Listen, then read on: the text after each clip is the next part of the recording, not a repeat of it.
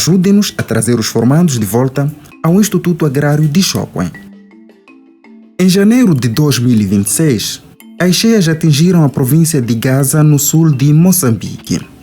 No distrito de Chokwe, o Instituto Agrário foi duramente afetado.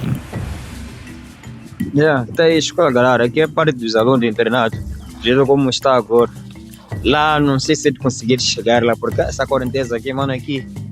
O Instituto Agrário de Chokwe tem a missão de formar técnicos competentes e prestar serviços de alta qualidade. A semelhança de outras instituições ao nível do distrito de Chokwe, foi afetado pelas águas das cheias, como danos às infraestruturas, o equipamento e maquinaria foram danificados, perdeu-se também diversas culturas em campo e o centro internado foi severamente afetado. O Instituto acolhe cerca de 500 formandos, metade mulheres. O internato é essencial para quem vem de fora do distrito. Sem ele, muitos formandos não poderão continuar. Este arranque do ano letivo prevê-se, caso não haja alguma intervenção, um cenário muito sombrio em termos de assistência das próprias aulas práticas dos nossos formandos. Então, porque são esses campos que garantem as referidas competências que os nossos graduados, no fim, precisam ter. Espaços que antes eram cheios de verde e vida, hoje aguardam reconstrução.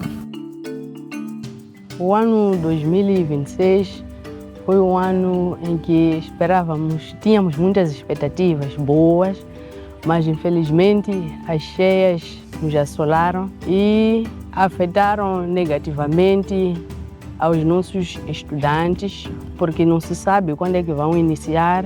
Para muitos jovens de Chokwe, este instituto não é apenas uma escola, é uma oportunidade real de futuro.